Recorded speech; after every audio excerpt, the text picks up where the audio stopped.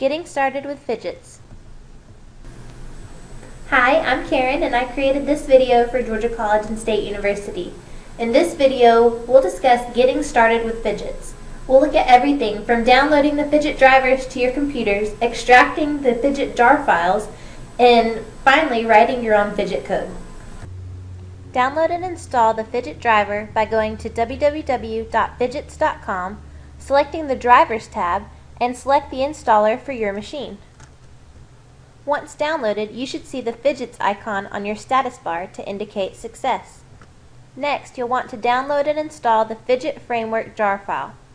Do this by going to the Phidgets website, selecting the Programming tab, and navigate to Java, then download Phidget21.jar under the Java section. You'll then want to create a special folder to store all of your Phidget programs and files. Once you've created this folder, copy the jar file that you've just downloaded, Phidget21.jar, into your Phidget files folder. The Phidget21.jar file is a compressed Java file. You can use JGrasp or Ultimate Zip to extract the Java files. I'll show you how to do it in the demo using JGrasp. Once extracted, two folders will be created, a COM and a meta.inf folder. All source files that you create must be in the Phidget files folder because they will import data from the COM folder. Once you've connected a Phidget device to your computer, you'll want to test that the interface kit works. Double-click on the Phidget icon to activate the Phidget control panel and make sure that your interface kit Phidget is properly attached to your PC. It should be listed under the General tab.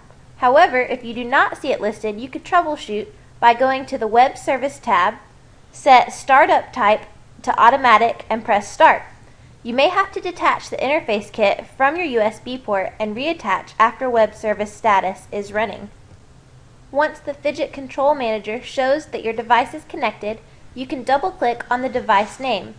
This will bring up a GUI that allows you to interact with the device. Remember, close this interface before you execute your program. The interface can only be connected to one program at a time. So the first thing you need to do is install the Phidget framework on your computer. You go to the Phidget website, phidgets.com, and under the Drivers tab, select the installer for your machine. Once it's installed, which mine already is, you should be able to see this PH icon in your dashboard.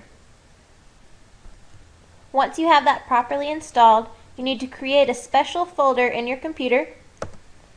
I named mine Phidget Files, and this folder is going to hold all of your Phidget code and what we're about to download from the Phidget website. So once you've created that folder, go back to the Phidget website, click on the Programming tab. We'll scroll down to Java, and we'll download this jar file, Phidget21.jar. Once it downloads, you're going to double-click to unzip it, so it'll download, look something like this. Double-click, you'll see a jar file here. You'll want to copy it into this Phidget files folder that you've made. Once it's in the Phidget files folder, we can go into JGrasp. We're going to go under Project, Jar Zip Extractor, and we're going to choose the jar file to extract. So I'm going to open, here I'm in my Phidget files folder, the jar file. Once it's open, I'm going to select Extract Files. It's going to, hopefully by default, place them in the Phidget folder, but make sure that that's where it's being directed. Select Extract, and here in my Phidget files folder, you can see it's created these two new folders. And the COM folder is important because that's where all of your Phidget code that you're going to write is going to import from.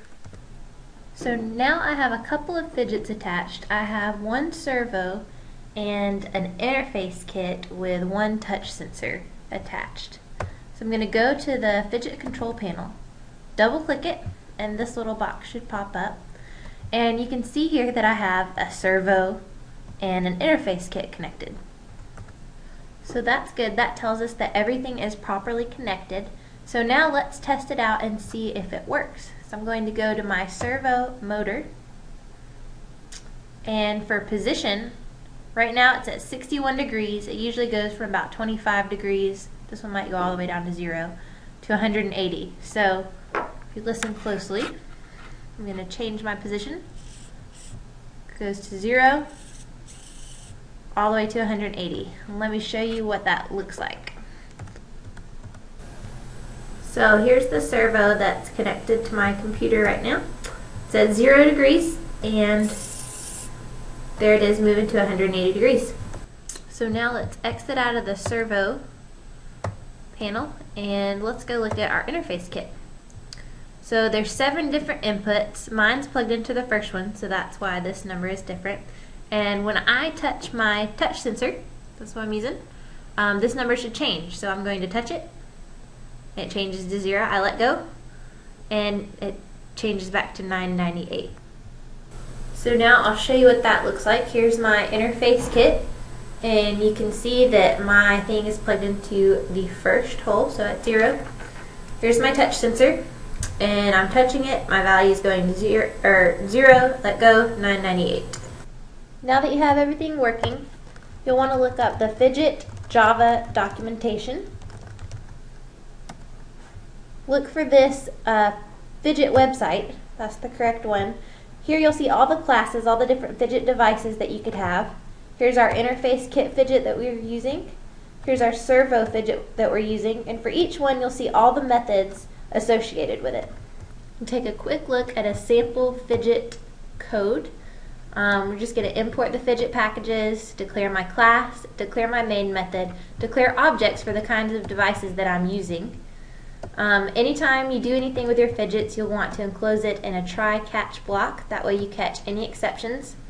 Use the methods that you find in the documentation, open any method, wait for attachment, and here it's just printing out the device name once it's attached, not doing anything fancy. I'm going to take my object I created, add a sensor change listener, and in this argument I'm going to pass a new interface sensor change listener.